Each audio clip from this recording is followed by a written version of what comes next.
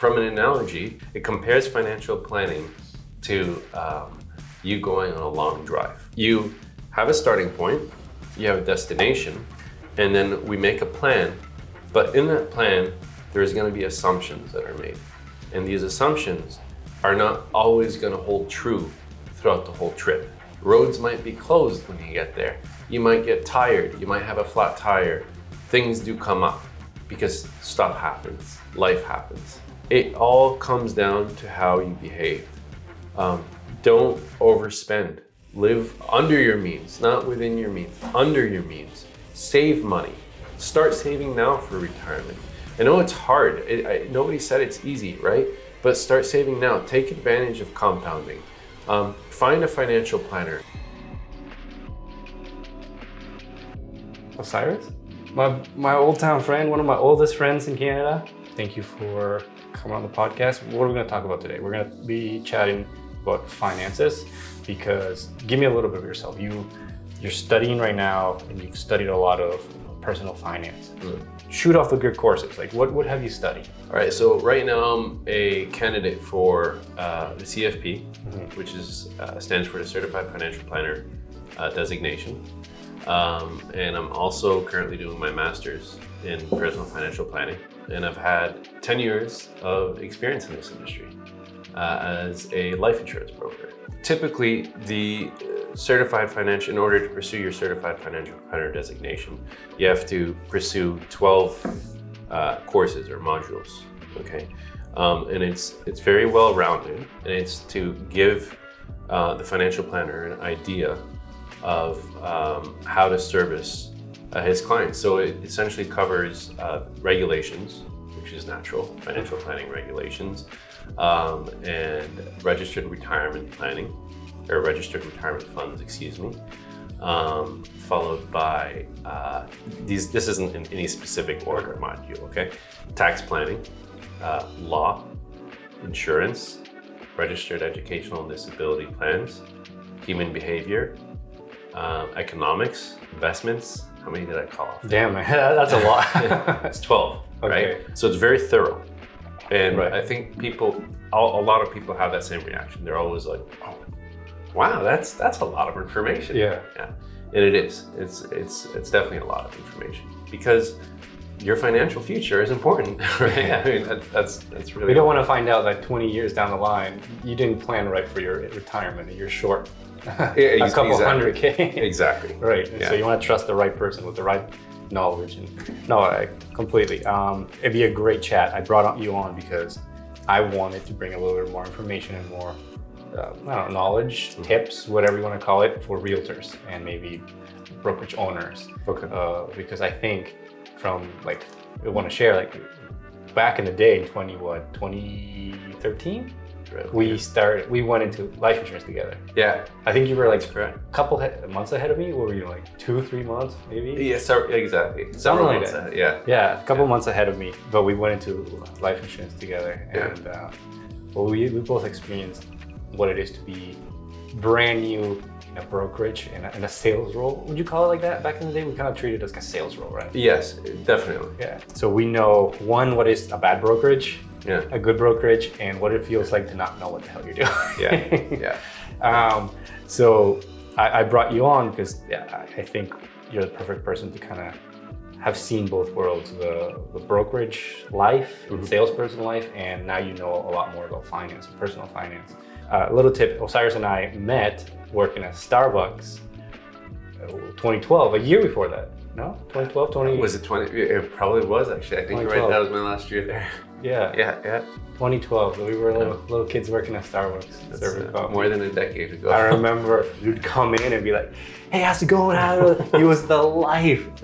All the customers was like... That's very kind of you. And Osiris comes in and it's like, one time Osiris come in, and you come in and you kind of take over not as an aggressive sport, just your energy, and talking to everybody. You weren't shy. Yeah. Everybody loved Osiris, man. Wow. So when I first, I'm like, was that guy? He's like so confident, so like you portrayed such a cool dude, and I'm like, I want to be friends with that guy. Thank you. And hey, you stood out to me as well. I mean, I think I met you through the drive. I requested to see you through the drive-through window. Yes, yes. And you stood out to me. I mean, you had a very strong character. You were very confident. You were very intelligent, and I just knew that this guy is going to be big one day. So thank you. I appreciate it. It. It's the truth. That's sincerely how I felt about you. So, and we're still friends. Yep. Right. And it's incredible.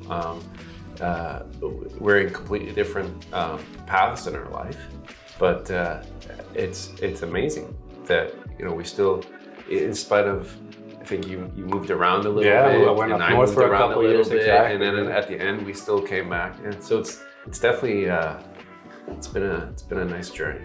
But enough of us. You were telling me before, like there are like six stages or 6 pillars of financial planning. Okay, yeah. So in the financial planning, in the certified financial planning, there are 6 competencies. Mm-hmm. Okay, and it basically includes financial management, insurance and risk planning, investment planning, retirement planning, tax planning, and estate planning and legal aspects. So as you can see, it's a very well-rounded picture of what all of us go through, right? So that's what I meant by the 6 competencies. And it's basically competencies in the sense that the financial planner that you're working, you want them to be competent in all those 6 aspects. Right. Okay. Right? Okay. Because for you to have a good handle on your finances, you should be looking at all 6. Absolutely. Okay. Yeah. Does it make sense for us to go one by one and see how a realtor, a real estate agent, what they should be looking at from your personal experience?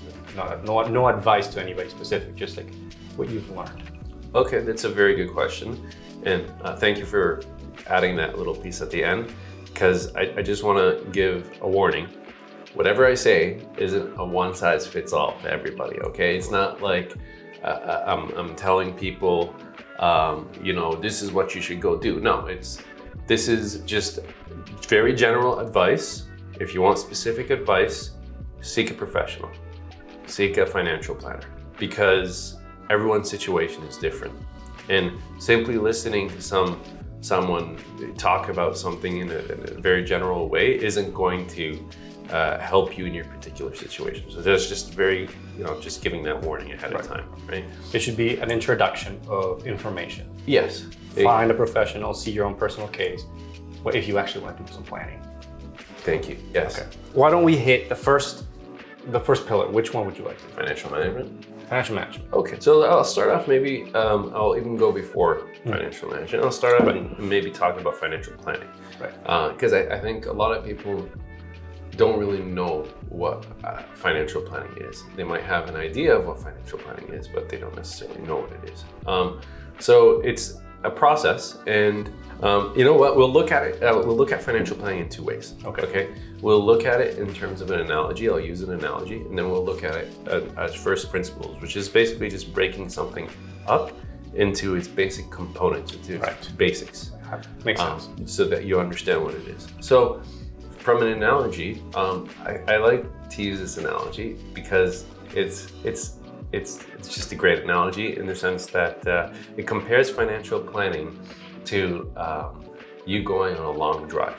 Okay, so we're in Oakville right now, and let's say you want to go somewhere in Canada. Where would you like to go? Would you like to go to Banff, maybe? Yeah, let's go to Banff. It sounds like it's nice this time of year. Sure. Yeah, exactly. Right. So it starts off. What would you do? Like, where would you start off? How would you go to Banff? I mean, first of all, pack a bag, right? Like, yeah. Okay, that's true. Or when it comes to like mapping, how about that? Oh, like just traveling wise? Yeah. Like definitely plan my route, like what streets am I want to take? Am I going to take the highway? Is there like tolls, things like that? Exactly, right? And it's very similar because, so you have a starting point, Oakville, and then you have your destination, Banff. Mm-hmm. And my job is to figure out how to get you from, or in this particular case, you're trying to get from Oakville to Banff. And it's just like you said, you're gonna make certain assumptions and you're gonna say, you know what, I'm gonna take these roads. I'm gonna take this route based on this GPS, based on, but it's not necessarily true that it's gonna all be smooth sailing. Roads might be closed when you get there. You might get tired, you might have a flat tire. Things do come up, right? So financial planning is a lot like that. You have a starting point, you have a destination, and then we make a plan. But in that plan, there's gonna be assumptions that are made. And these assumptions are not always gonna hold true throughout the whole trip because stuff happens, life happens.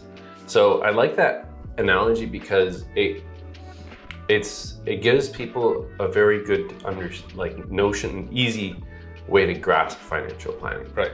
But financial planning at its heart is a process where we assess your current financial situation, we understand your goals and what you want to do with your life, your current income, your taxes, like what your tax bracket is, and then based on those inputs or those details, we take that and we make certain projections and assumptions to help you reach your goals. But a big part of financial planning is always assessing your progress towards those goals every single year because things change. Yeah, if you get that flat tire, you might have to reassess. Exactly. So I just thought I'd clarify what that is. What is financial planning? And can I ask a quick question? So you're saying that we're starting from point A, Oakville, and our destination is Banff. Would that be retirement? Or with Banff, the destination would be retirement, or it could be anything really, like buying a house, saving to go on a trip, like it's just a goal? I love that. Actually, that's a very good question. I've never had anyone actually ask me that before. And I'm not actually sure, believe it or not. I think if we take a look, let's take a look at it from this perspective. At the end of the day, when you said retirement, what is retirement in essence? It's financial independence. Yeah, I think for most people in our world is making enough money to be able to quit and keep living. Yeah, exactly. And that's what financial independence is. It's not necessarily quit, but maybe not have to work because of you don't have a choice. Right. You need to survive. But rather, if you work, you're just choosing to work. So maybe having enough money to actually, one of my textbooks defined it as having enough money to be able to live your desired lifestyle without having to work if you don't want to. And this actually raises a very interesting point, maybe another topic for another discussion about FIRE. I don't know if you've heard of it. Does it sound familiar? FIRE? Yeah, I've been burned by it. So it's financial independence, retire early. And it's a movement among younger people. Yeah, I want to be retired at 35. It's a whole. Have you heard of it? I mean, everybody does. It's just everywhere on social media. But it's how to retire cool. when you're 21. How to retire when you're 22. It's like a whole thing that everyone wants to retire. So I don't know. Maybe we can have a discussion about that because I've written a research paper on it. It's very interesting, and it's realistic. A lot of people think it's not realistic, but it is. For disciplined people. For people who are willing to make sacrifices, it's realistic. But we'll stick to what we're doing. Yeah. Returning back to the topic. Now, I did raise a very good point with the whole FIRE concept. And it's that in general, for realtors, especially for anyone who's self-employed, not only realtors, being careful with your money, prudent, is very important, okay? And I think this is what a lot of people forget when it comes to financial planning, or not forget, but a lot of people, I think the reason they don't like to seek out a financial planner or don't like the whole idea of financial planning is because it's hard.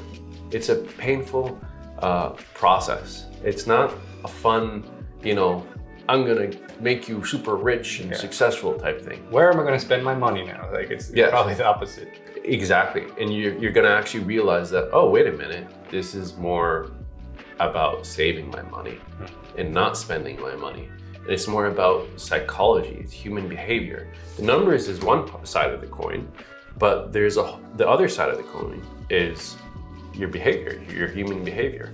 And I mentioned this because it's a huge part of the process, especially for self-employed people, because there's a lot more risk in being self-employed. And you'll find me talk about this again throughout our conversation today. So I'm going to go into financial management. Okay. So with regards to realtors, because they're self-employed, cash flow management is most likely an issue. They don't know when their next paycheck is coming in. You're probably more experienced realtors than I am. I mean, how often you were telling me that some of them don't get paid very often. It can be months before they get paid. I mean, it depends on how early on the stage you are, but yes, I think, and sometimes if you sell a house and you sell a commission, you don't receive it until like a good time. It's not like, oh, you sold, you get paid. So you have to have, you have like, I don't know if it's months or a month between you're selling a deal, closing a deal, and then getting paid. So if you don't have enough deals just like stacked away, so if money comes in regularly, it can be, and I'm sure now with the economy changing and the real estate market changing, not as many deals are coming in. Now that makes me wonder. I mean, I'm sure a lot of realtors already know this. This is where items like a line of credit really work or come into play, so when they set up their checking account, there is also an option that allows them, if they don't have any money in their account, overdraft. Yeah. Right. So overdraft would also be an option for them. And I'm giving a warning. Doesn't mean that overdraft is right for you. It just means there's an option to use overdraft. For certain people, it might make sense. Because there's certain fees with overdraft as well. And there is interest costs with overdraft. And overdraft, because I've only ever experienced it, like I haven't had that for a long time, but like it's like 40, 50, $100. Like, is there overdraft for like thousands? I think depends on your income, on your cash flow. And if you're a business. And, right. A lot of business, for example, if you're a business, I'm not really sure how it would work for realtors. You'd have to see with your bank. I'm not a professional in this, but there are business accounts that combine your line of credit with your checking account. Oh, okay. So it allows your account, because they know that businesses don't, there's accounts receivable, there's accounts payable, and cash flows all over the place. So it allows people to draw from their line of credit, and then when they get compensated for whatever business or your accounts receivable money comes in, it simply covers that gap. That's very interesting. Yeah. Right. Again, I'm not too sure if that would be an option available to realtors, but my point is using the line of credit can be very useful. However, I say this with a warning. Line of credit has a cost, has an interest cost. And I don't want people, especially self-employed people, to get into this pattern of using debt to manage their lifestyle, using credit cards or lines of credit. Let's talk a little bit about credit cards, actually. Actually, before we talk about credit cards and line of credit, let's go back to the human behavior aspect. Right. Because the problem with a lot of self-employed people is they feel like they have to jump the gun. They have to be in a fancy car. They have to wear fancy suits. And I'm sorry, but that's just false. You have to project success, even if you're not successful. Yes. That's the idea. That's the mentality. I'm not gonna say it's false. I'll say that you're entitled to your own opinion, and if you feel like you can get a good return on investment in that case, right? I like that. Yeah. There's no wrong answer. It's just like, is this the path for you? Yeah. Here's the pros. Okay, if you are somehow able to project that you're successful and it will get you more business, great. You have a return on an investment. But here are the cons, okay? Is that you are buying a fancy car, you're buying a suit, you're buying a fancy, beautiful dress, or what have you. And power suit. I heard those are popular. Yeah, they are. And they go to fancy restaurants or spend money on gas, driving your clients around in a very expensive car with premium gas. Costs add up. Right? And your cash flow is already all over the place because you're self-employed. It's not a good idea. It's just not a good mix. It's the recipe for disaster. What makes more sense is to understand that maybe as a self-employed person, and this is what I mean when it comes to painful, the pain points. And a lot of people are gonna look at me and they're gonna be like, oh, I don't like what this guy is saying. Yeah. You know what, my advice may not be for you. Yeah. All right, there might... Go to a YouTube influencer. Yeah. Or, I might feed you some candies. Yeah. So it's because a lot of people have this mistaken notion of, unfortunately, we live in a society of people want things quickly. And that's not how the way things work. Okay, at least I can't make that possible. I mean, there are get rich quick schemes. They may work better for you. I don't advise you to go for that, but if that's what you're looking for, I can't offer you that. It's like we're on psychology. Yeah. So managing your spending and keeping your costs low and living under your means is very important. Under your not means. At. Yeah. Under. Thank you. Okay. In fact, my mentor has something very nice. And this guy is a very, very successful person. He's a multi-millionaire, very successful financial planner, okay? And he lives under his means. You wouldn't know that he's a multi-millionaire because he dresses like a regular guy. He doesn't try to be someone that he's not. Like, wealth, I love this saying, it's from a book that I've read, The Psychology of Wealth. I think that's what it's called. But wealth is what you don't see. Have you heard of that concept? No, but like I understand, yeah. Yeah. So you see all these fancy cars, but you don't see their credit card bills. You don't see their credit scores that are going down the drain. You know, right? So going back to financial management, essentially what I'm trying to say is that keep your costs low, because like my mentor says, the problem is once you buy a fancy car, once you wear those fancy clothes, that's what you get used to, and you won't go back. It's so hard to go back. Yeah. In your ego, just like everything, right? Yeah. Once you take it, like, oh no, let me get a Corolla after I get my Porsche.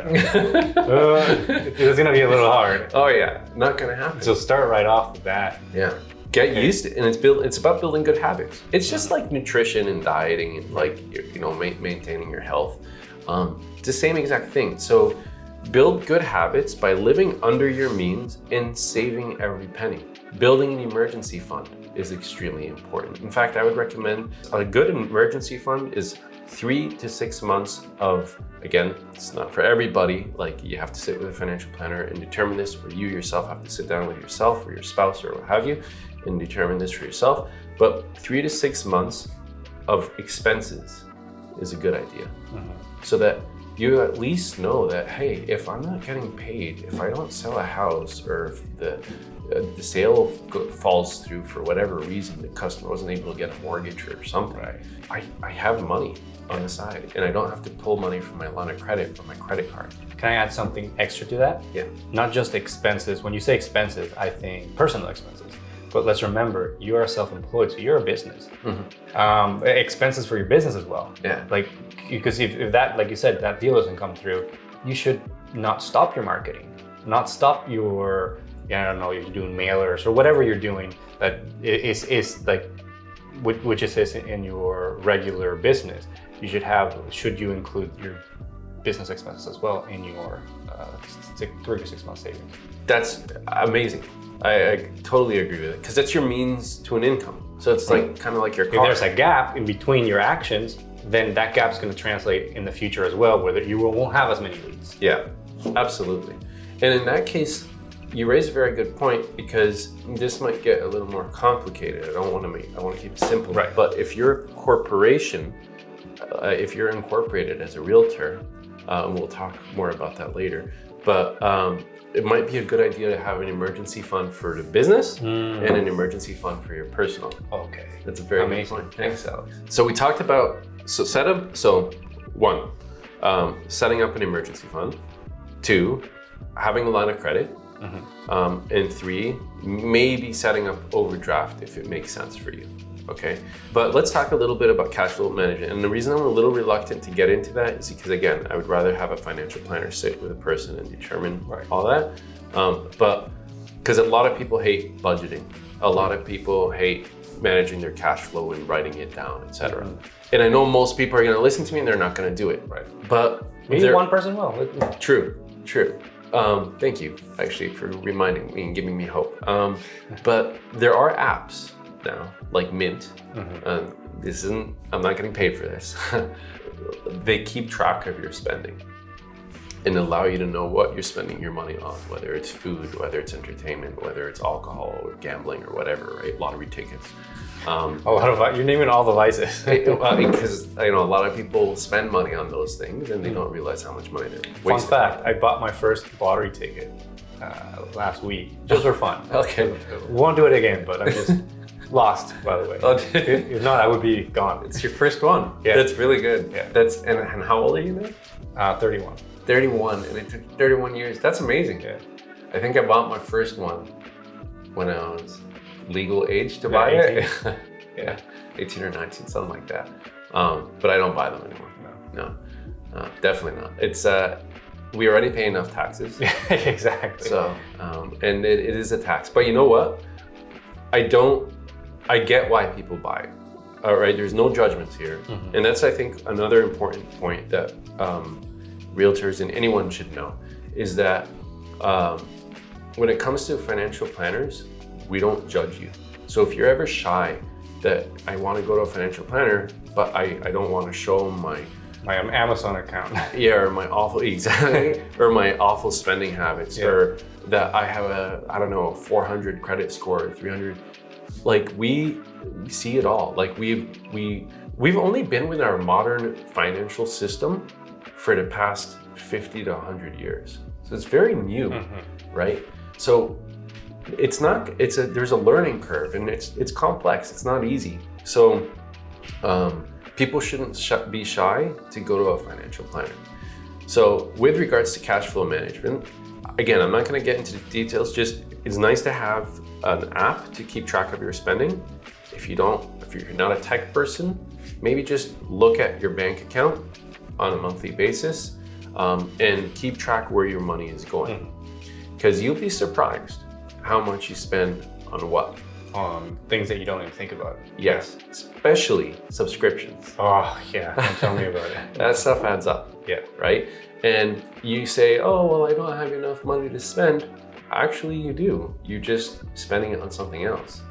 And when it comes down to it, well, are you spending it on the items that will actually help you achieve your goals? Right? And the reason financial planning all starts with the cash flow management. If you have poor cash flow management, you can forget about everything else, because it is the blood. It's like when you go to a doctor, they do your vitals. What do they do? Blood work. Yeah, blood work. They check your heart pressure. Yeah. Your blood pressure, and they listen to your lungs, like basic stuff like that. Yeah. Right. It's the same thing. So when you sit down with a financial planner, the first thing they're going to tell you to do, or they're going to do with you, excuse me, they're not going to tell you to do it, they'll do it with you, is they're going to do a cash flow statement. They're going to create a cash flow statement. They're going to see, okay, well, where is your money going, right? How much of it is going to savings? How much of it is going to debt? In and outs. Exactly, right? And based on that, we can actually help you, because it's the money that comes in and what you do with it, which determines where you're going in life. If your money is coming in and you're spending it all, you have nothing left, right? A lot of people who make a lot of money, yeah, great, you're making a lot of money, but how much do you keep? Right. I mean, if you're spending it all on cars and houses and whatnot, or realtors, same thing. How much of it do you keep, right? So we got that covered. I think we're very thorough about that. Let's go to the next one. All right, so insurance and risk management. This is also a very important point. And insurance has a bad reputation, unfortunately, for one reason or another. And I need people to change, or I encourage people to change their mindset with regards to insurance, because it's actually a wonderful thing and a very, very useful thing. And I know that there will be people out there that will be like, oh yeah, sure, right? But no, it is. There's a reason why we have it, and there's a reason why insurance has survived this long. And in fact, we've had insurance since the ancient Romans. Right? Yeah, the ships, right? Like insuring shipments or even farmers, their crops. Yeah, or even like funeral insurance. Really? Yeah, very interesting. Rome, I think we actually have documents from the Roman Empire that discuss funeral arrangements through insurance, through group insurance. Wow. Yeah. So what is insurance? At the end, all it is you're just giving the risk or sharing the risk with the insurance company. So you don't have to swallow the risk yourself. Now, you probably have you drive, right? You have auto insurance? Like you have home or rental insurance or what? I think so, yeah. Yeah? I think so. Well, because by law. Yes, I do. Yeah, I do. Wait. No, I do. Yeah, we do. Yeah. So, because the law says so. Right? But your car is a thing, right? Your home is also a thing, right? But you're a person, a living entity, right? And what is your most important asset? My life, I would say, yeah. Yeah, and? My family's life. Well, that's a good point. That's a very good point. That's why, actually, life insurance especially, is one of the most unselfish things you could do. But I guess if I'm not going to do like that big, I would say my income. Thank you. Your earning ability, your income. And most people don't have disability insurance. It's mind-blowing. Like, okay, people who are employed have at least group insurance. And mind you, group insurance, there's very different types of group insurance.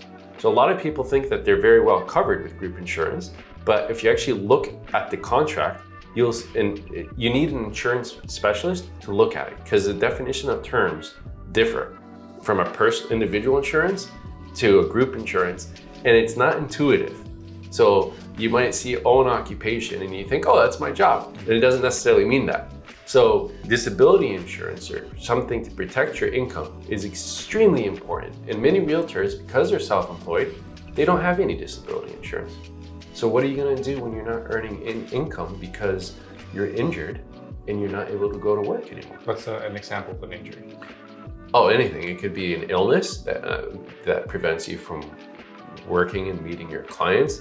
It could be, God forbid, you're walking down a forest and you get bit by a tick and you get Lyme disease, for example, and you're out of commission for a while. Yeah. Disability insurance will cover it, right? So it's very important that, well, that's one aspect of it, right? I mean, if you get into a car accident, or if I'm working with someone right now, and for instance, they have an autoimmune disease, and they're in their 40s. You would have known this guy, very strong, very healthy before you saw, before he got this autoimmune disease, and you would think that he's solid, right? Yeah. And he's healthy. And now he's unable to work.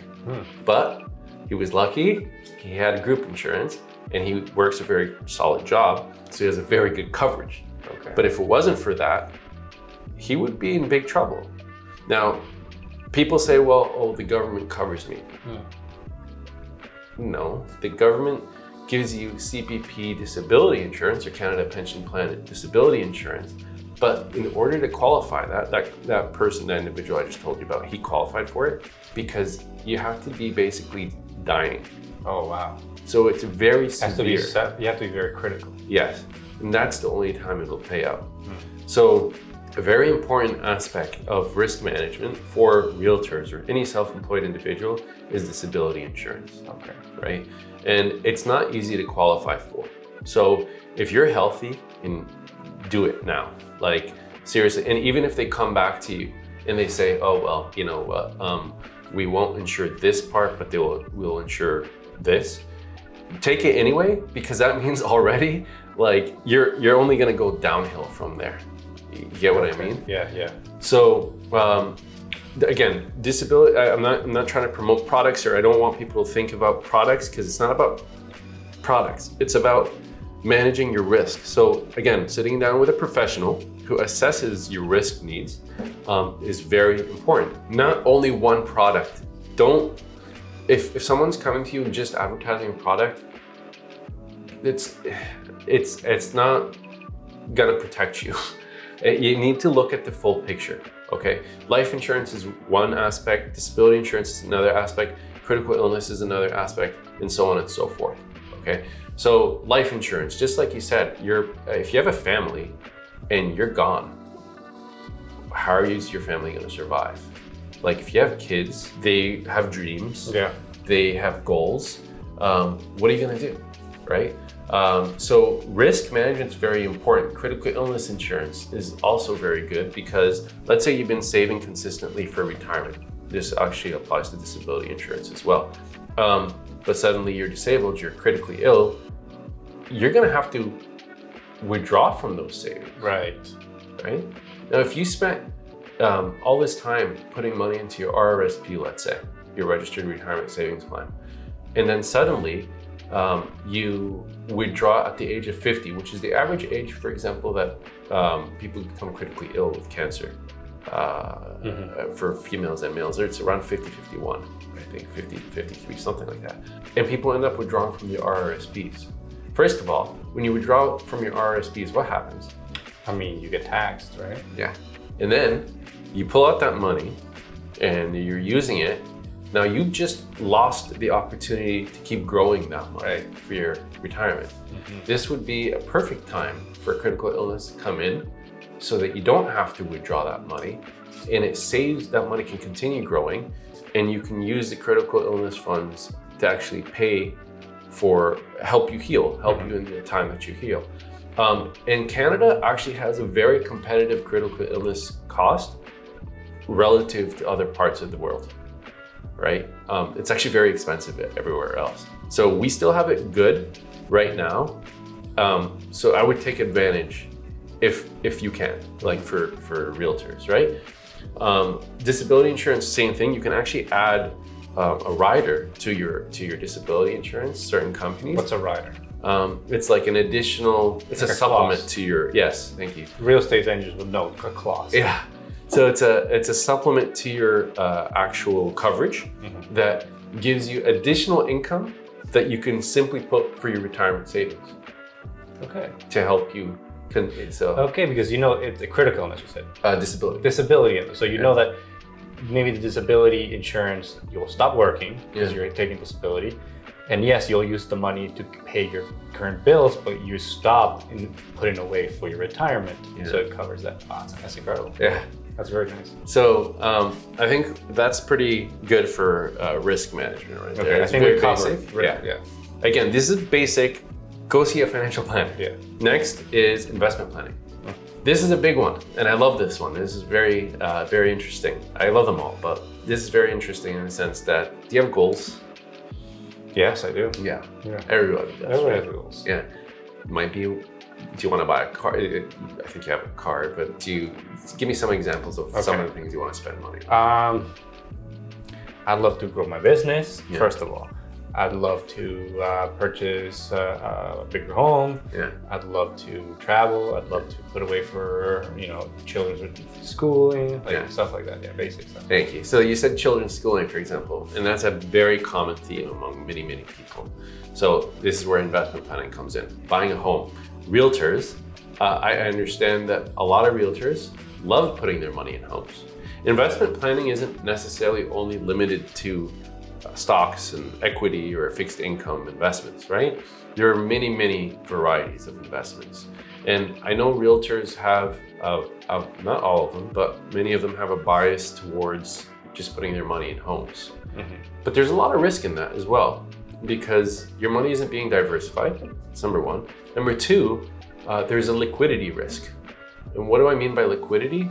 Is that if you need that cash, good luck withdrawing it from a solid investment that's made of bricks and mortar and concrete, right? You're gonna have to borrow against that. So I know that liquidity is usually a common issue for realtors. So this is another reason why it'd be a good idea to see a financial planner, is because a financial planner will help you create a portfolio that actually assesses your personal needs and including your liquidity needs. Right. Because if you have all your money in one thing, first of all, there's a lot of risk because that investment might fail, even if it's property. And also, let's be honest, your property is a big liability as well. You have a home, right? So like how much, it costs you money to maintain it, right? Of course, yeah. Yeah. So there's a lot of risk there. There's a lot of costs that you're losing. And don't get me wrong, it's not a bad investment. I'm not saying it's a bad investment or a good investment. I'm just saying it's a good idea to take an assessment of what your risk profile is, what your liquidity needs are, and based on that and your goals, whether it's saving for a car, whether it's saving for your children's education, or whether it's saving for a boat or a vacation, and making a plan to reach those goals that is consistent with your risk, right? So right now I'm going to talk about the tax-free savings account. All right. So are you familiar with the tax-free savings account? Yes, like a little bit, yeah. Can you From what we studied in like life insurance. Okay, and also from your personal experiences, right? Tell me what you know about it. I know that every year the government gives us a certain amount of allotment of like a figure that our savings account grows by, and that means that you can put that much into it, and it's tax-free saving. It means that whatever you put in, whatever grows, is not taxable, even after you pull it out. You got it. That's it in a nutshell. I couldn't have said it better myself. I'm actually going to use an example. So this is a very important tool for realtors. In fact, when we were talking about the emergency fund, this is a very good place to put your emergency fund. Because if you put your emergency fund, mind you, let's talk about investments. Actually, since we're talking about investments, where is a good place to put your emergency fund? Is it the GIC? Is it a money market fund? The best place to put it is in a money market fund or a GIC if the GIC is open and doesn't penalize. We're talking about putting your emergency fund in an investment. Yes. So it gets it. So for what reason would you do that? Because for me, I would just keep it cash. Okay, that's actually a very good question. So you're familiar with inflation, of course, right? I mean, I think everybody is now if they go anywhere. So cash, you're always losing. It's just a very poor. It's not the greatest form of capital because cash loses its value with time, and if inflation's high, you're just losing money. Okay, so when you put it in a money market fund, and then I know not everyone's familiar with a money market fund, but essentially, I'm not going to get into the intricacies of a money market fund, but I'll just say that it's a safe investment that gives you interest, so it allows your money to grow with some interest. Okay. And when you say it's a safe investment, there's not much risk to it. There's always risk anywhere, but it's not a huge risk to it. Is that what you mean? Yes, it's very, I mean, you likely put your money in a money market fund or a treasury bill, and it'll basically stay at that. Can we do it as vehicles? I think for me it would be easier to understand. You can put your money, your cash, let's say, in the bank, which is a vehicle. It's a company. But instead of putting it in the bank, like your checking account, you put it into, like, what did you call it? Treasury bill? Oh, treasury bill, yeah. Treasury bill or a money market. Yeah. And it's another type of vehicle. Yeah. And you're saying that in that vehicle, they give you a little more return.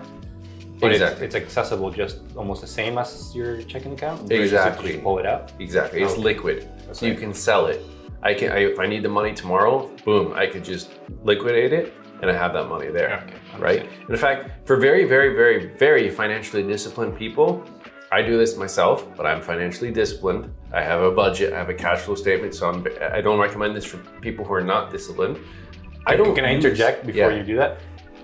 Just so people don't feel bad. You weren't born being... Oh no, I learned.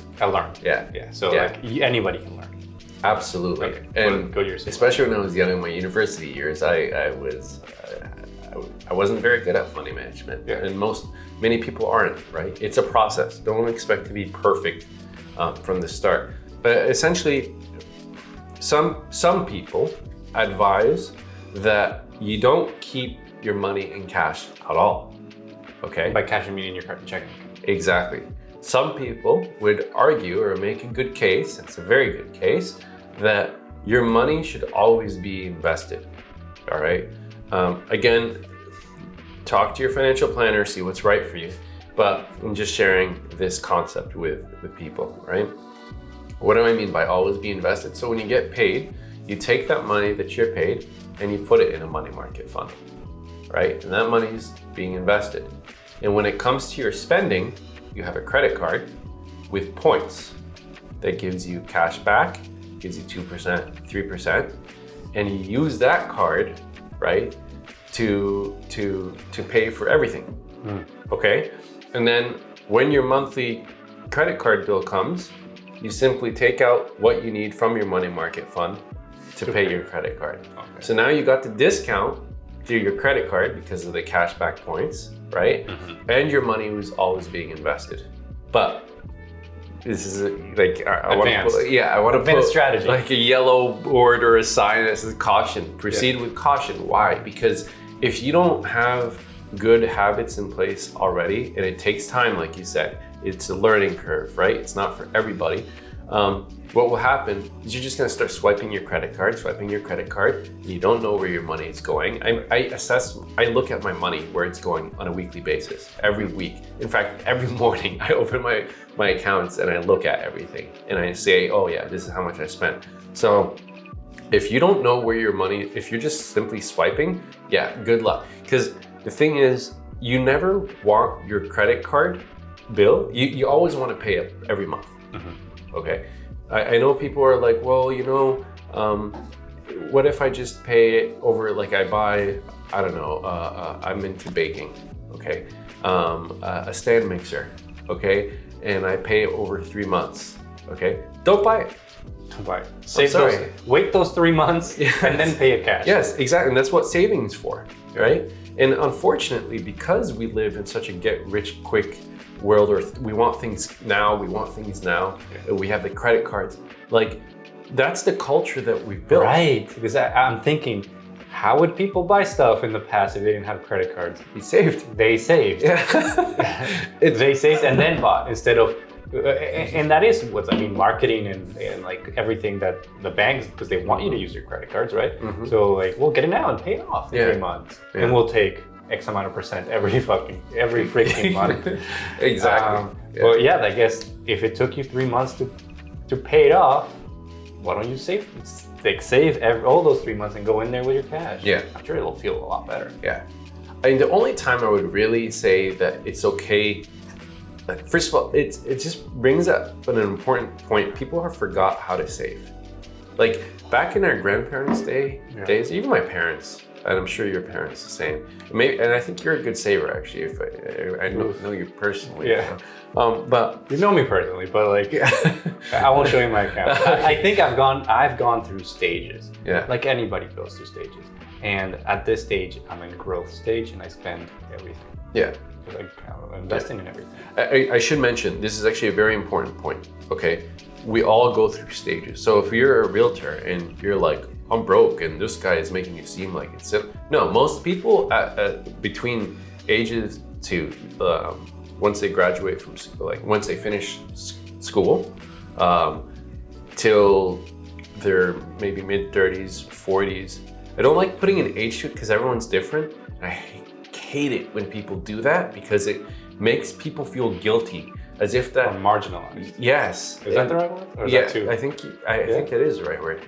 And it's like, oh, well, I haven't reached that goal. Or I remember having a conversation with a girl and she was like, I read on a blog that at the age of 32 or 35, you should have this much saved. And I hate that because it's like, no, it's different for everybody, right?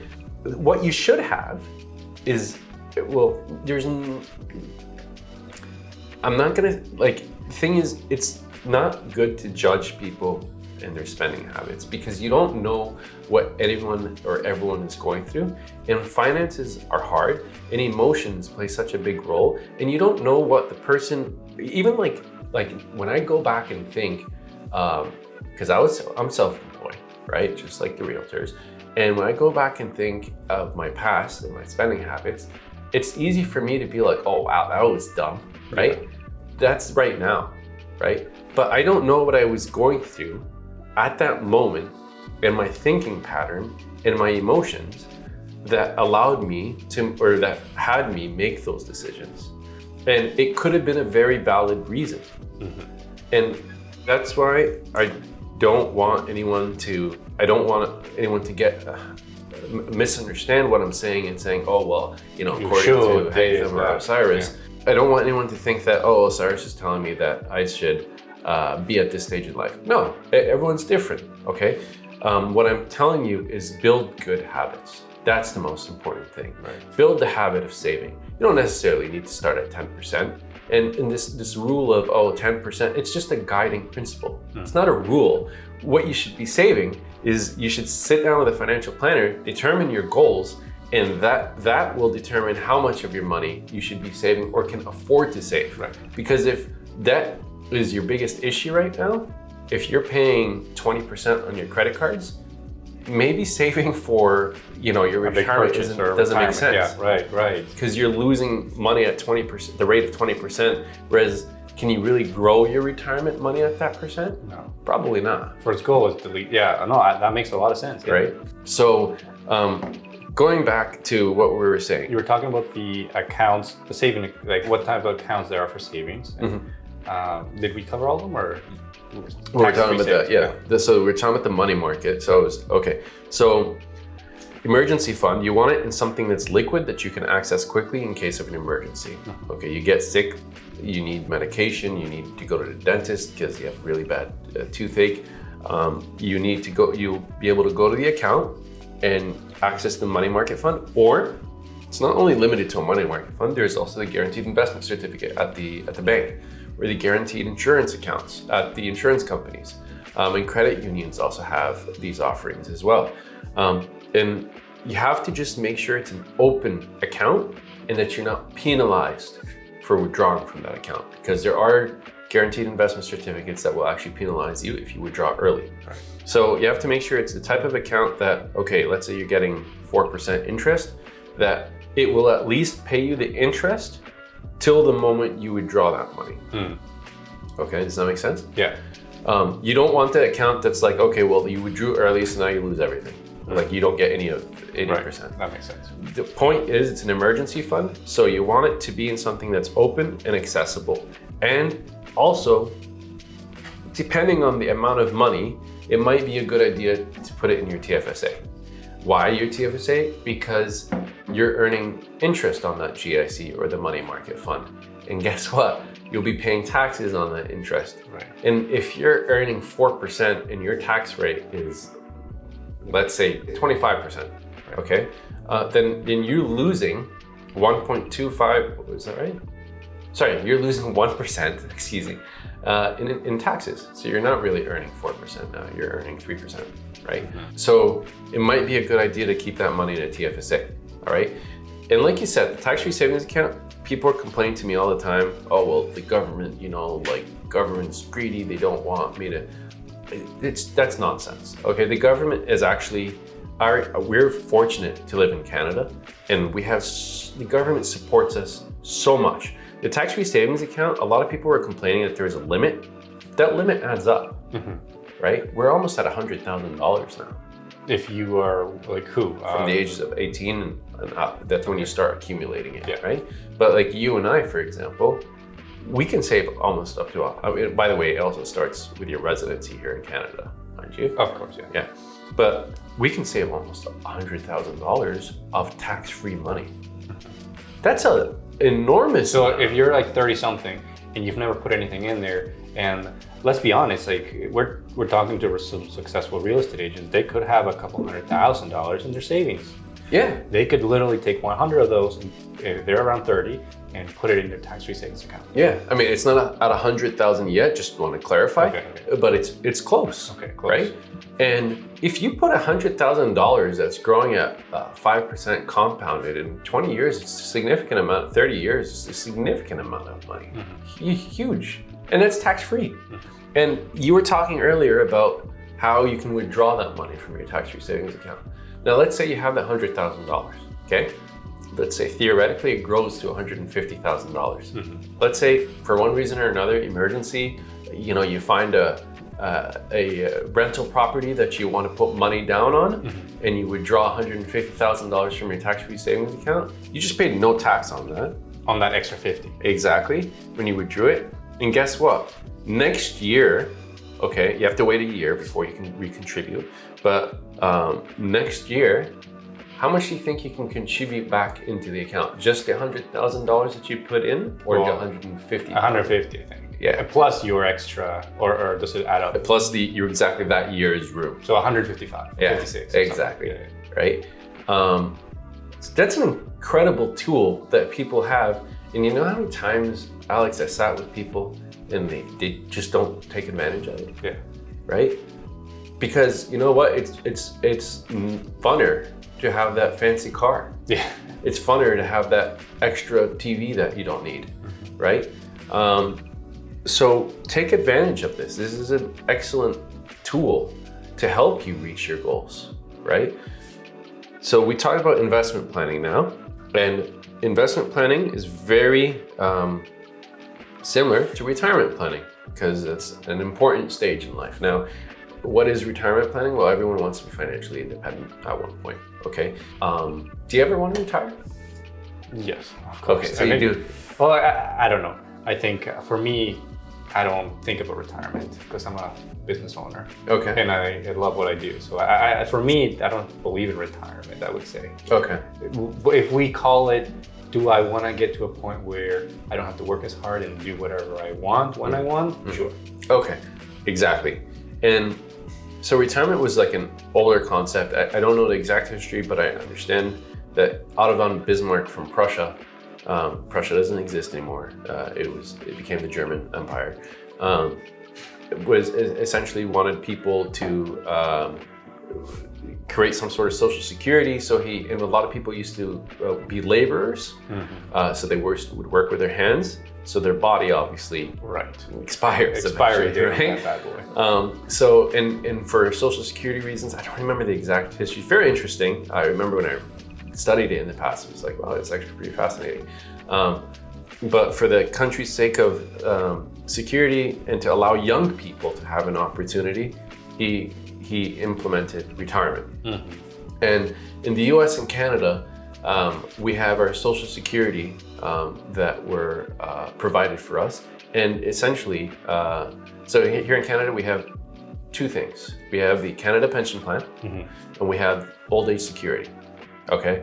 Before old age security and the Canada Pension Plan were implemented, most elderly Canadians were in poverty. Wow. So the Social Security system and Canada Pension Plan, and same thing in the US, okay, really lifted so many people out of poverty. Because they weren't saving for their retirement. Precisely, right? I mean, you can have whatever thoughts you want about is the government doing it right, investing right, whatever, but like, that's that. Yeah. Now, a lot of people will tell me, oh, well, you know what? We're going to run out of the Canada Pension Plan. The government's going to run out. No, that's a misunderstanding that people relate to me time and time again, and it's just simply false. It's categorically false. The government invests the CPP in a completely separate account from their day-to-day budgeting and their spending. Okay. So the government isn't going to run out of the CPP. Okay. So there are new rules that have been implemented with the CPP.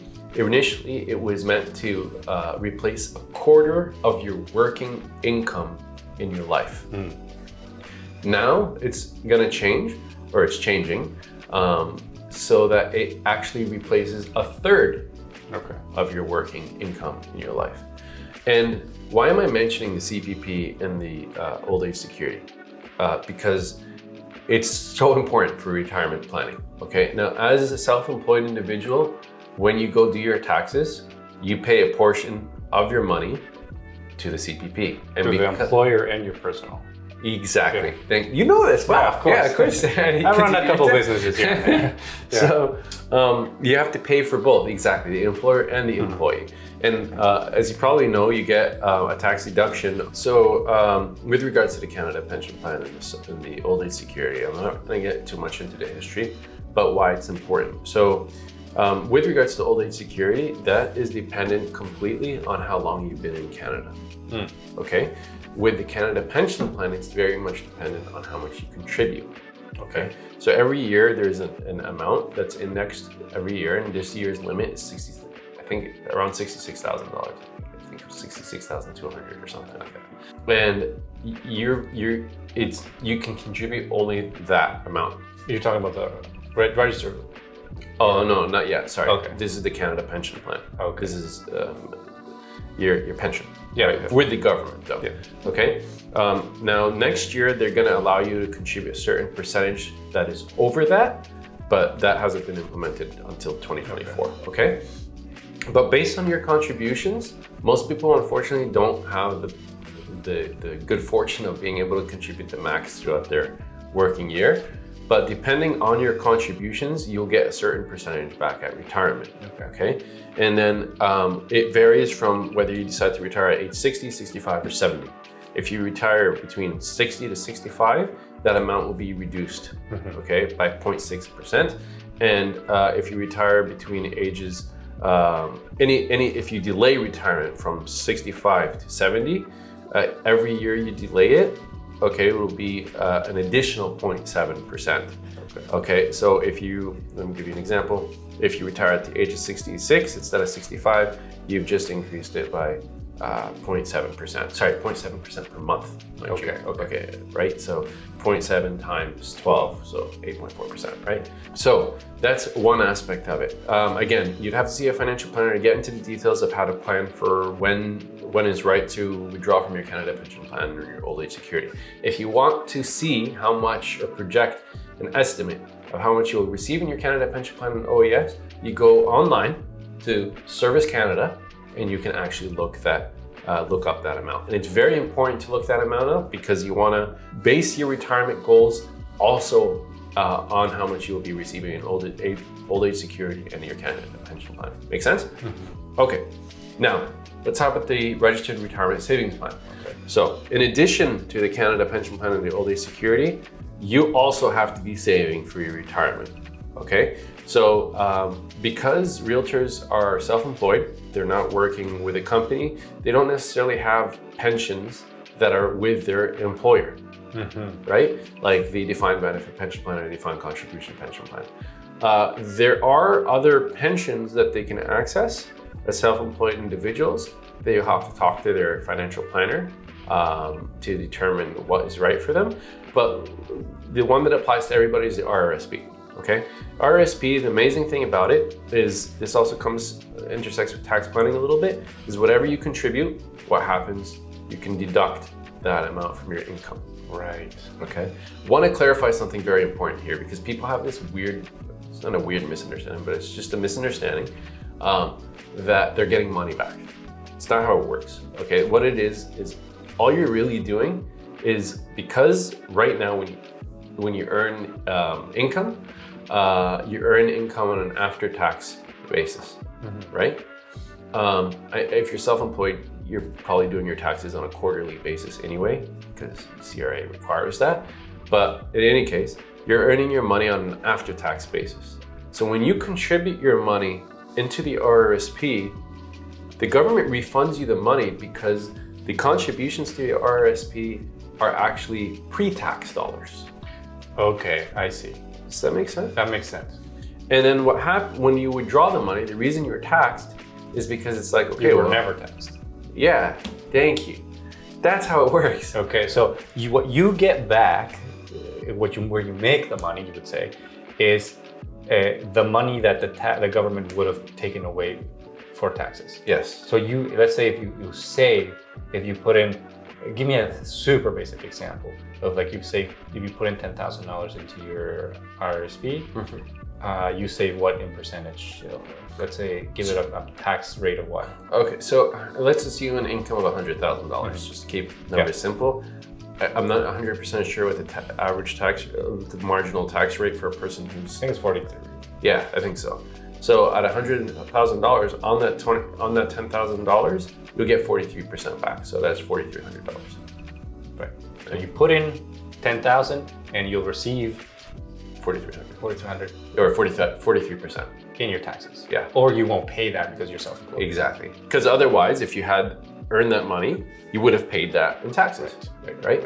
Is it for? I know I'm derailing the train here, but I know from self-experience, from everything, sometimes you don't save the right amount of money to pay the government what you owe because you're self-employed. You didn't do maybe you used your tax account for emergency fund or something, and you end up owing the government money.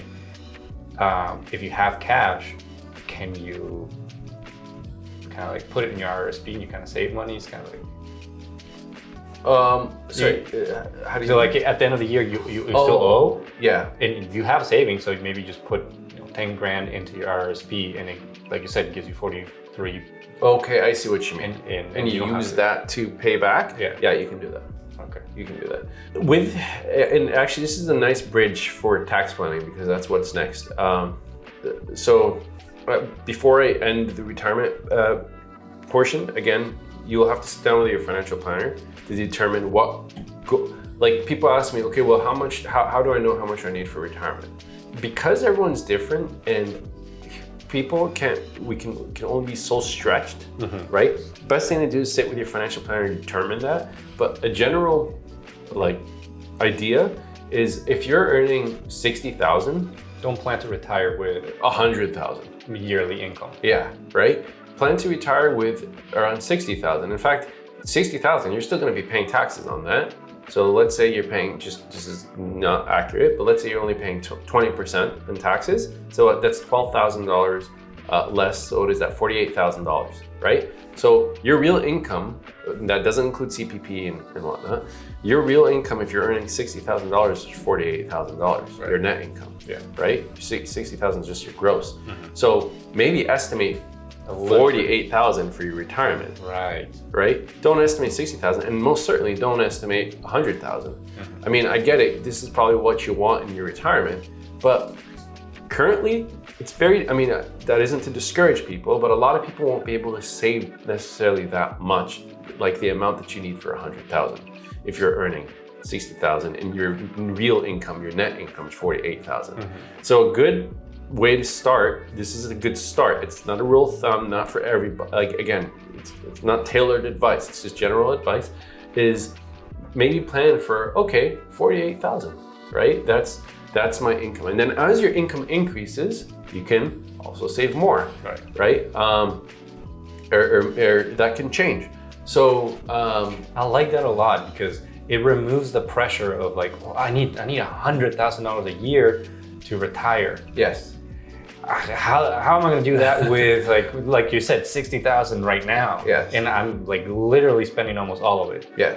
Well, start with a smaller goal, and as you grow in your income scale, as you were, getting better at your business, closing more deals, maybe building a team, whatever, you put more money out. So but you always start with something.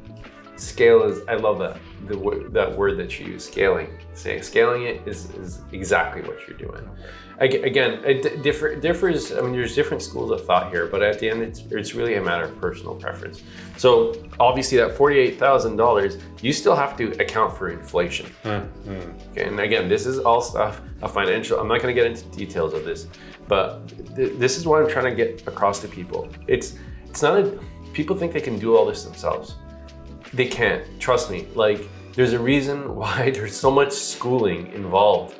Like, it takes a lot of time to learn these things. There's so many. And not even learn them. Sorry to interrupt you. No worries. But like, not even to learn them. How many clients have you seen? How many scenarios have you gone through? Yeah. How many years of like little things that you wouldn't see if you just did it yourself? Yeah. Of like little scenarios, little tricks, little tips, little things that you learn throughout the years. Exactly the same thing as like, compare it this way. You're a realtor and somebody wants to sell their home by themselves. Can you do a better job? I'm sure you can, right? Because you have this amount of training, this amount of experience, scenarios you've gone through, problems and challenges that you've already faced throughout the years with different clients. So that's the same thing. I think that's the comparison that anybody will understand. And the thing is, with the realtor, it's completely on you. Like, if you're like it's so unfortunate because a lot of people don't take retirement seriously. First of all, another very important point is that start early. Okay, I'll give you a really quick example, and I'll try to close with that. Okay, you have a 25-year-old, okay, who started saving on a regular basis till the age of 35. at 8% interest. Okay? And then after that, she stops. Okay? And then you have another individual, and she starts saving from the age of 35 till 65. Same exact amount of saving, same interest rate. Who do you think will have more money at the age of 65? I'm guessing because it's supposed to be a shocking point that it's going to be the younger person. Exactly. Although she stopped saving. Yeah. And 10 years, like a gap of 10 years of investment. Right? Yeah, I mean, she just saved for 10 years and she didn't save for, what is that, another 30 years? And the other person saved for a full 30 years, the exact same amount, at the exact same interest rate. And people underestimate the power of compounding. Start early. Like, even if you can't save, I don't know, 20%, I mean, 20% is a lot, but 10%, right? Save 3%, save 5%, save 1%. Start somewhere. Start somewhere and use the magic of compounding, right? Put it in your RRSP so that you don't touch it, okay? I mean, again, stay with your financial planner. They'll tell you and they'll guide you. And there's advantages. If you want that money for a home, you can use your home buyer's plan in your RRSP. If you want to go get an education, there's just like there's a home buyer's plan, there's a life learning plan as well, right? So that you can access that money or borrow that money and use it for those goals, to achieve those goals. All right, let's move to tax plan. Yeah. So which I think is one of the most painful pain points for a realtor. Oh yeah, big time. So you or me, the vibration? Yeah, sure. Okay. I think that's one of the most painful pain points for a realtor is tax planning and any business person in the beginning until you get an accountant and you don't look at that. Exactly, and actually you raise a very good point. You need to see a tax specialist. That's your best bet, okay? So this isn't tax, I'm not talking tax specialist advice, just as a caution again, okay? Don't, speak to your tax professional, okay? But RSPs are one tool that we use for tax planning. Why? Because if you have a high income and you want to reduce the tax impact of that, a good idea is to put money in your RRSP because it will deduct your marginal tax rate, right? Again, RRSP isn't necessarily for everyone because when you retire, okay, and if you're earning a lot more money then RRSP is probably not a good idea, right? But again, that's for your financial planner to determine. So there are tools, there are avenues to allow you to help with tax planning. And there's a new account, we're so lucky, that came about this year. It's called the First Home Savings Account, okay? It's for people who have not bought a home yet, they haven't had their first home. This is great for your clients, realtors, right? And it will allow people to save for their first home. And just like the RRSP, they can contribute a certain amount. I think the annual max is like $8,000 to a maximum of $40,000 over the course of 5 years or so. And that amount can be deducted from your income, just like the RRSP. Okay. Right? So if you're earning $100,000 and you contribute in your tax bracket, like you said, is 43%, and you contribute 10,000, well, you're not going to be able to contribute 10,000. But it carries over. Yeah. So I mean, 8,000 per year. So if you have 16,000, let's say you're in your second year and you have 16,000 of room and you put 10,000, you'll be able to get 4,300 back. Okay. So that's another avenue for tax planning.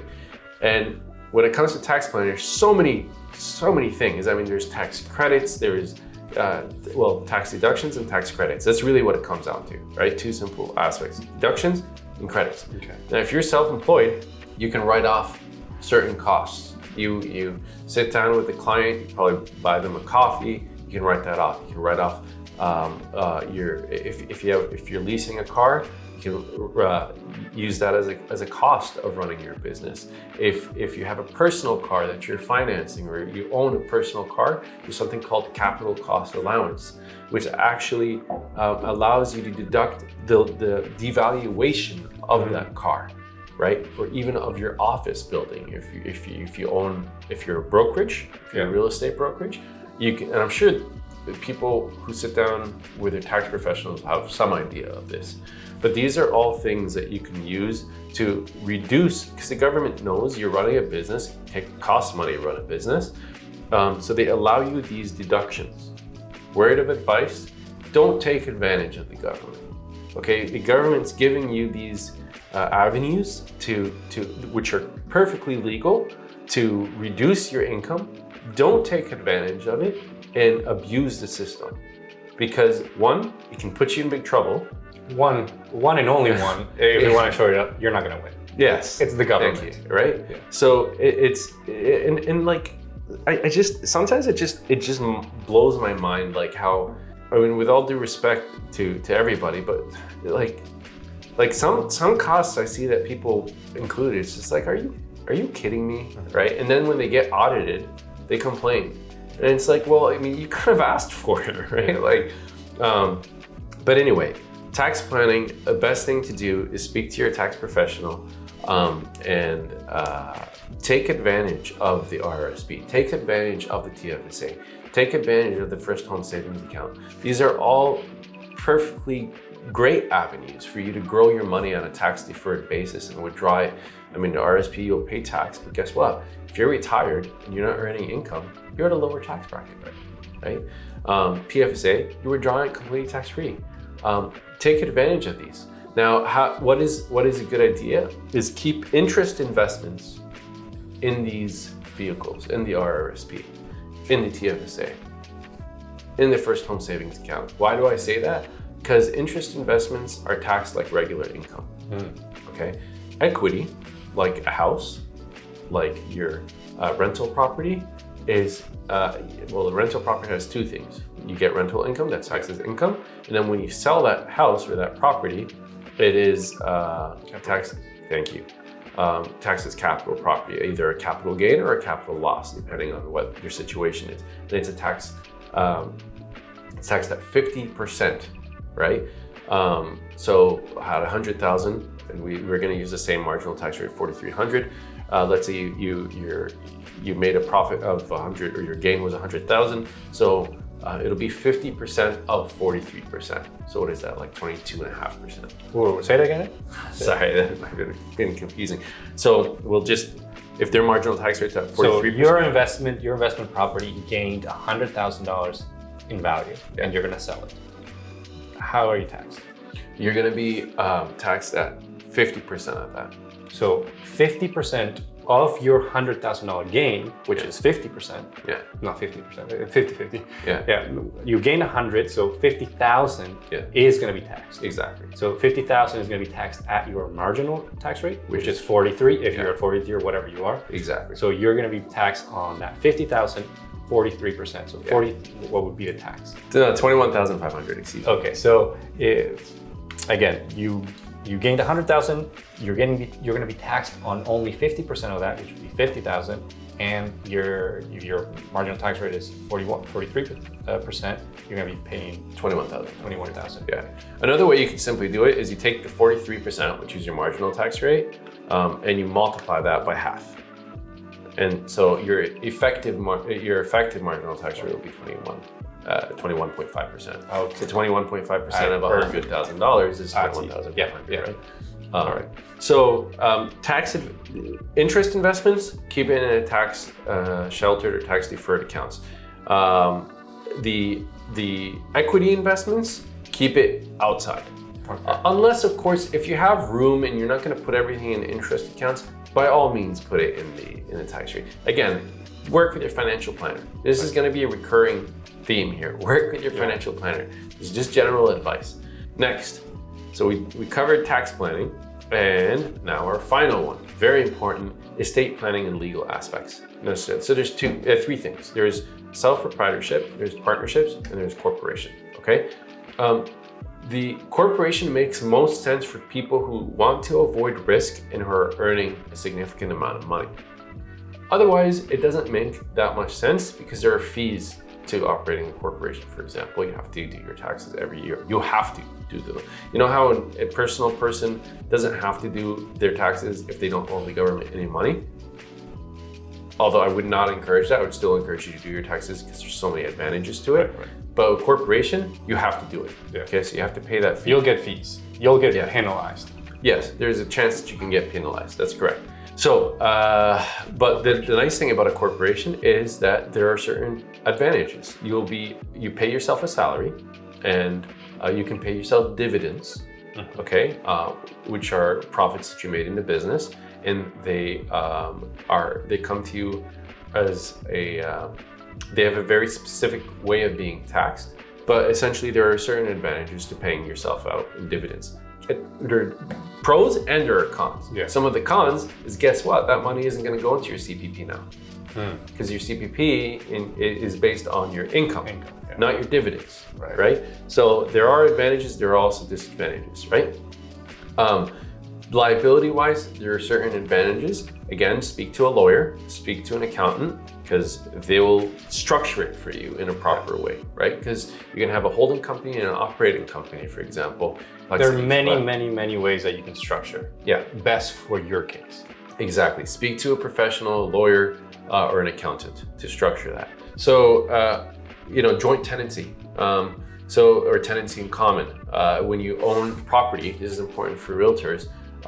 Do you want to have someone that essentially, like, you have an agreement with someone so that the property actually transfers completely to them, or do you want to transfer it to a different person? Right. So assessing things like who your joint tenant is or who the tenancy in common is very important, right? So at the end, I guess the summary with regards to all this is, don't think you could do all this on your own. Right. Okay. We've spent almost an hour talking it. It is so much. And we barely scratched it. Thank you. We literally barely scratched. If anything, this podcast should be, look how intense all this and how important, how dense it is. Yeah. Get help. Yeah. There's so many aspects to it. It's not simple. Estate planning is very complex, and this is where life insurance comes in to help you pay for those final expenses or taxes, and charitable giving. We're sort of running out of time, so I'm not going to get into that. Maybe another discussion. Heck, we can have a discussion for each trophy. Yeah, that's what I'm thinking now. Yeah, it was good to have an overview. Yeah. So I guess in summary, what it comes down to, if I were to give certain important points to end this, please, is, again, it comes back to behavior. Okay, I can't stress that enough. Like, it all comes down to how you behave. Don't overspend. Live under your means, not within your means. Under your means. Save money. Start saving now for retirement. I know it's hard. Nobody said it's easy, right? But start saving now. Take advantage of compounding. Find a financial planner and help. When I say financial planner, I don't mean an investment advisor. Okay, I don't mean an insurance advisor. Well, no, there's nothing wrong. No, those are professionals. Don't get me wrong. But a financial planner will help you put a plan together, and then the investment or the wealth manager, the insurance broker or the insurance professional, or the mortgage professional, so on and so forth, will be able to come in and follow their plan. Exactly. They'll be able to. They're the professionals in their working area, right? The lawyer will come. They will do the will. The insurance professional will do what they're good at. The wealth manager will do what they're good at. But it's very nice and important to have a financial plan, to work with a certified financial planner that creates a plan and understands you and understands your goals so that you're able to meet them. Right. Behavior. Live under your means, manage your cash, start investing, take advantage of compounding, work hard, and before you know it, like, there are people who earn, these stories are from the US, but there's a famous story of a janitor. This is actually a great ending point. There's a famous story of a janitor in the US. I forgot his name, but when he died, so he used to earn like $20,000 worth of income, US dollars. Yeah. Okay. And so 100,000 Canadian. Yeah, right. This is back at also several years back, but when he died, I think he died at the age of 92 or something like that. Okay, how much do you think he died with? I don't know. Probably not a lot. I don't know. 8 to 10 million. Wow. Okay, this is a person earned around $20,000 US, which is like maybe 30, 40,000 Canadian. Yeah. Okay, as a janitor. Yeah. Okay, and there are doctors and lawyers or realtors that are earning hundreds of thousands of dollars that retire with basically nothing. Yeah. Okay, and what is the difference between the janitor and those people? Is their behavior. Right. That janitor learned to be happy with less, learned to save early, learned to not necessarily live in the big fancy home and drive the fanciest cars and rack up a credit card bill and a mortgage that they can't, that stretches them too much, and just learned the value of the simple things. And heck, it's so much less stress, right? And I know a lot of people are going to be like, well, you know, I don't really want to do that. And my mentor says this, I love this. He says, saving is just about as exciting as watching a tree grow, right? Okay. But when that tree does grow, boy, like, aren't they beautiful? Yeah, exactly, right? I mean, it's stunning. I remember when we first moved in our house in Oakville, and we put all these little trees, and now when we look out in the garden and it grew, it was beautiful. Right. But it took a while. It took like 6 years, right? More actually, much more, 10 years. So if we want to put a pin on it, I think it's any like business, like anything in life, it's building the right habits. Mm-hmm. And maybe you I like your example that maybe you're not going to be able to send 10%, 20% of your income. It's a lot, right? Maybe start with 1%. Yeah. But it's building those patterns in your brain where like, yes, monthly I put this away and I live with whatever's left. Yes, just like getting discipline is a muscle. Mm-hmm. It's not something that you're born with, mm-hmm. whatever people say. And I think I fought with that, being like, why I'm not that disciplined, or when I was younger, and even now in certain things. Why am I not this? I should be able to do it and tell myself to do it. Like, it doesn't work that way. It's a muscle. Build it slowly. So have patience with yourself and start very little. Yeah. 1%, 0.1%. I don't know. Yeah. But once you build the habit of doing it, yeah. going to the gym every single day, compound interest on yourself. Yeah. Pace. And heck, that janitor, $8 million. I think he ended up donating most of it to charity. Yeah. Right. So it's start small, and before you know it, it'll grow. Mm-hmm. Just start. Yeah. Awesome. Thank you. You're very welcome. It's awesome. We'll have you back if you're willing to have back, and we'll choose smaller topics so we can have an open conversation, because this is a lot, but I think it's going to be very helpful for people. I hope so. Happy to help.